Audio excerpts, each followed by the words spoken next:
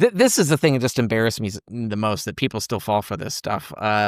So I have an article on my blog about UFOs. Yeah. I think it was before they changed the name of them, or right around the time they changed. I understand the nomenclature change. That this is a good example of like evidence-based reasoning about what had happened. Was the term UFO became equated with tinfoil hat. Yeah. Right. Very emotionally attached. It was really hard for people to decouple the word UFO with tinfoil hat. And that meant that pilots, like in the military, were underreporting anomalous experiences for fear of being the UFO guy, right? So it made sense to change the name of it. It's just anomalous experiences. Don't like us. We're not going to assume that's aliens or any of this stuff. But we want you to report this stuff because we learn things when we investigate this stuff. We learn what ways can you be deceived, what shit is in the sky that we don't know about, and all that kind of stuff.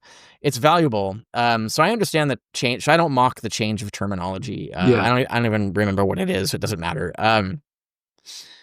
But the people would freak out about these videos that come out, right? Like have these videos. Oh, this can't be explained any other way. And it's like, I look at it right away, and I'm fairly certain I know what that is.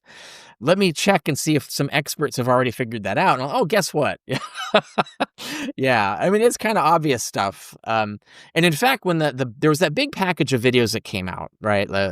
Maybe like 2 years ago, something, I can't remember. There was a series of like these 4 short clips that people were talking about these amazing things, and they can't explain this. And it seemed obvious to me when I saw that was clear. And there were signs that it had been leaked from an intelligence presentation. It seemed pretty obvious to me the way the frames were constructed and the way there's a diversity of them, that was some sort of briefing for pilots specifically to tell them how to recognize what those things were. The reason we don't hear that from the government is because the government doesn't want the public, least of all our enemies, to know how to spoof our pilots, right? And especially also like there was the one about the weird radar anomaly one. That was a new radar system, actually interestingly using AI, a new radar system that was giving anomalous, it was basically hallucinating, as we all know, talk about hallucinations in AI all the time. So the system was hallucinating because of a weather event. But if you were to just say that, like out loud, it broadcasts that to the public. Well, now the Russians know how to spoof our freaking radar system, right? So that's why the government's keeping these secrets. And now people think, well, they're keeping secrets. It must really be aliens.